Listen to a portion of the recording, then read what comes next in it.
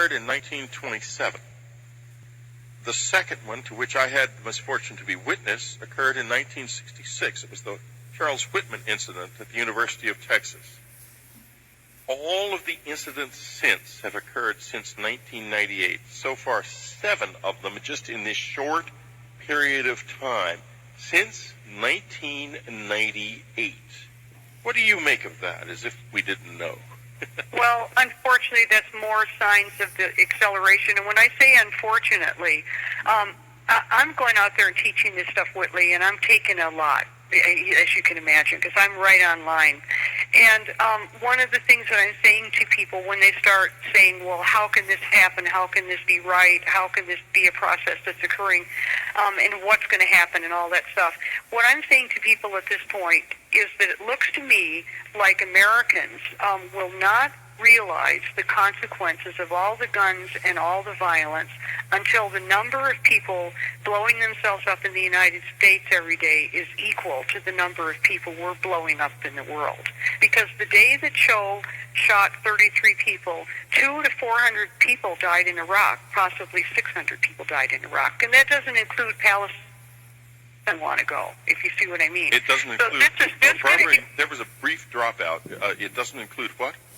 It doesn't include like Palestine or other locations on the planet. How many people died because of American weapons manufacturers creating things that the American government, sends all over the planet and detonates? You yes. follow what I mean? Well, there are American, British, French, Russian, and Chinese weapons manufacturers involved in this process, to be fair. Yes, I agree with you. But America has led the ball game. America has decided to be empire during this particular. America has decided to be the empire during the Galactic Underworld. Now, the Galactic Underworld started in 1999, and then we have dear George Bush taking the mantle in 2000. And Europeans are watching this. The French, for instance, they've gone through being the empire, and they already know what being the empire creates, and they've already had enough of it. But we're the ones who decided to play this game. So from that point of view, America is the central vortex, and then everything is in relation to that. And, of course, all these other countries you're mentioning, such as the Soviet Union, of course, they're also manufacturing weapons. Now, you say in your book that what's going to happen is similar, as I recall, and I'm stretching here. I'm not on the particular page. The 30 Years' War, in the latter stages of the Galactic Underworld, the West, the aggressors, which is primarily at this point the United States, will run out of steam, and it does appear to be happening. Yes, we are running out of steam. I mean, as a country, we're running out of steam because it's obvious to everyone except the president that we can't win in Iraq, and we're not going to win. The surge is a disaster.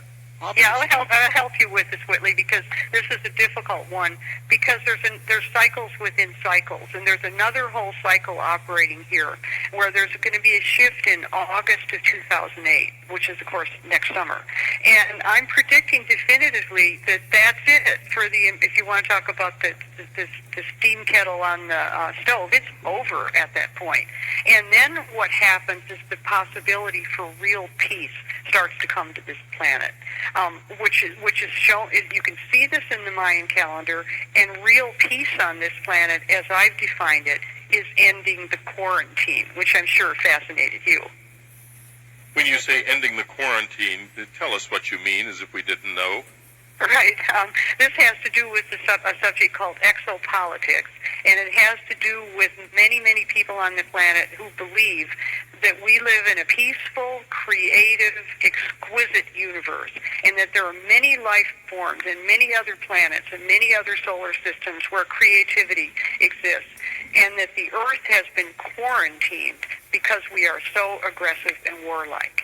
And the Mayan code is positing that in August of 2008, the quarantine gets lifted, and we start going back into resonance with the universe itself, and we start moving into being peaceful humans. And that's the central theme of the book, and the most important point. Well, take it from somebody who knows, folks. The quarantine is quite real. And it's also something that is quite ordinary in the universe for people in our level of development. There's nothing wrong with having to go through this. Everybody does it. Not everybody does it, but most of us do in this universe. And the fact that there is so much interest in us only means one thing, and that is that we can live past the quarantine. And I think that it's possible that while there will be upheavals between now and then, that we will survive past the quarantine, and we are going to enter a new state and have the joy that is the essential promise of conscious life in this universe, the taste of that joy of being. Now, we're going to leave the air for a little while. I'm going to make some announcements.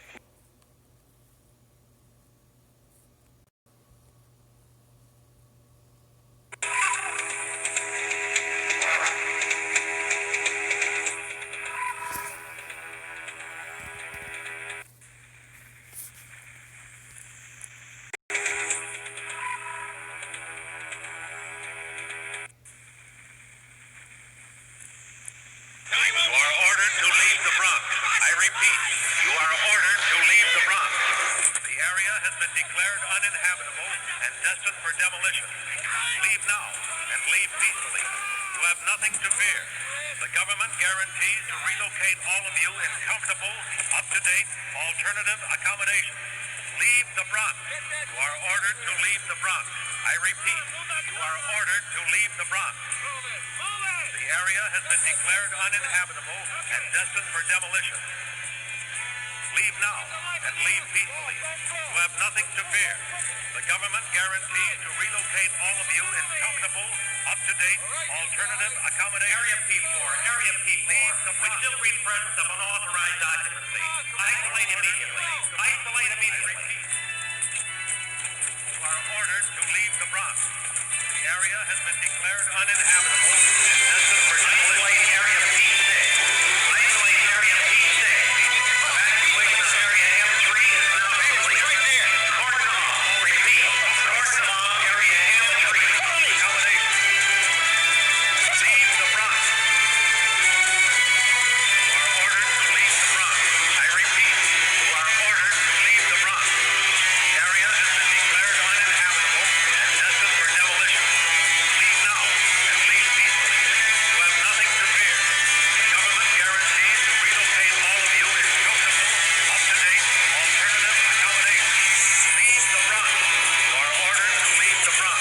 I repeat, you are ordered to leave the Bronx. The area has been declared uninhabitable and destined for demolition.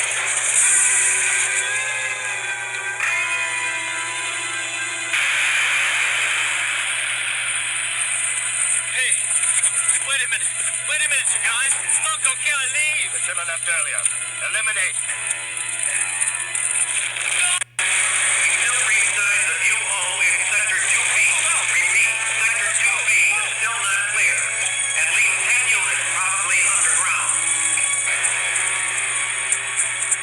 Second disinfestation group is now operational. Go with Group 5. I repeat, go with Group 5 in sectors H8 and H. This, gentlemen, will be the New York of the future. The most magnificent architectural complex ever created by man. The eighth wonder of the world. This work of genius, ladies and gentlemen, was conceived and promoted by our president, Mr. Clark, who has committed all the company's resources to the project. Thank you very much. Thank you. Thank you. Thank you.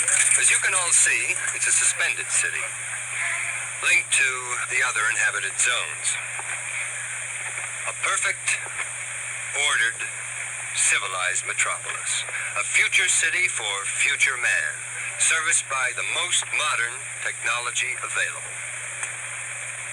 A city in which there are no social blots. Areas of poverty, illiteracy, and crime, like the Bronx, will have been totally eliminated. It's about time. The Bronx is a public disgrace. Right on. It should go. The crime rate's horrendous. The Bronx is a plague. It's not to be believed. The people from those areas are guaranteed accommodation and a higher standard of living in New Mexico. That just isn't true. Why the hell don't you admit you're deporting and killing them? That you're causing accidents and epidemics to eliminate those people who put up the slightest resistance to being... Are guaranteed accommodation and a higher standard of living in New Mexico. That just isn't true. Why the hell don't you admit you're deporting and killing them? That you're causing accidents and epidemics. Epidemics.